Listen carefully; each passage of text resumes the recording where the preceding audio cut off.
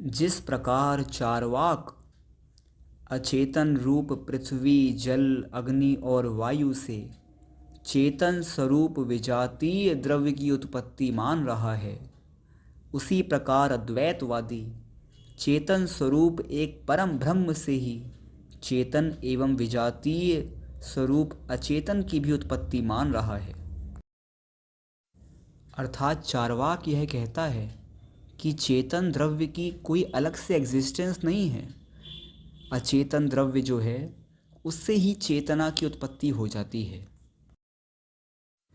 इससे विपरीत अद्वैतवादी यह कहता है कि संसार में चेतन स्वरूप एक परम ब्रह्म की ही एग्जिस्टेंस है। वह चेतन और अचेतन सभी पदार्थों को ब्रह्म की ही पर्याय मानता है। इन दोनों से विपरीत जैन धर्म यह कहता है कि चेतन और अचेतन दो भिन्न भिन्न द्रव्य हैं। चेतन की उत्पत्ति अचेतन द्रव्य से नहीं होती जैसे चार्वाक कह रहा था, और अचेतन द्रव्य की उत्पत्ति चेतन द्रव्य से नहीं होती जैसा अद्वैतवादी कह रहा था। इन दोनों द्रव्यों में लक्षण भेद है। चेतन द्रव्य का लक्षण ज्ञान दर्शन है और अचेतन द्रव्य का लक्षण स्पर्श रस गंध वर्ण है। चेतन द्रव्य चेतन रूप ही परिणमन करता है और अचेतन द्रव्य अचेतन रूप ही परिणमन करता है। अध्यात्म शास्त्रों में कहते हैं कि आत्मा शरीरातीत है, मुक्त है, असंग है। तो कुछ दार्शनिक जैसे आचार्य प्रशांत जी यह प्रश्न करते हैं कि जब आत्मा असंग है तो वो शरीर में प्रवेश करके शरीर की संगति कैसे कर सकती है।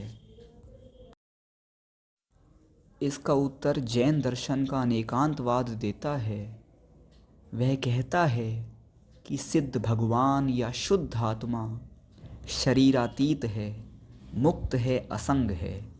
इसलिए परमार्थ से शरीर आत्मा का स्वभाव नहीं है। आत्मा शरीर से रहित है। यह मुक्त जीव की अपेक्षा से कथन है, संसारी जीव की अपेक्षा से नहीं। जब हम संसारी जीव यह कहते हैं कि मेरी आत्मा शरीर से भिन्न है, शरीर से रहित है, तो हम परमार्थ दृष्टि से कहते हैं। यह दृष्टि हमको एम दिखाती है, लक्ष्य दिखाती है जहाँ हमको पहुँचना है। इसको जैन दर्शन में निश्चय न कहते हैं। शंकराचार्य जी का अद्वैत वेदांत एक परम ब्रह्म आत्मा के अलावा अन्य द्रव्यों का अभाव मानता है। वह चेतन अचेतन सभी पदार्थों को ब्रह्म की ही पर्याय मानता है। इससे विपरीत जैन दर्शन जगत में अनंत पदार्थों की सत्ता स्वीकार करता है, लेकिन मोक्ष पुरुषार्थ के लिए एकमात्र लक्ष्य निज आत्म पदार्थ में रखने को कहता है। इस अपेक्षा से अद्वैत साधना ही श्रेष्ठ मार्ग है, लेकिन यहाँ अद्वैत से प्रयोजन अद्वैत एकांत की सिद्धि मत समझ लेना।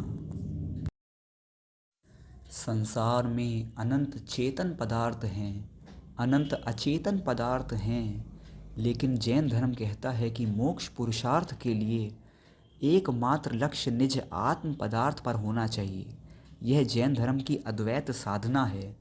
लेकिन अद्वैत वेदांत एक परम ब्रह्म के अलावा सबकी सत्ता ही स्वीकार नहीं करता। एक ब्रह्म के अलावा सबको अविद्या का विलास मानता है।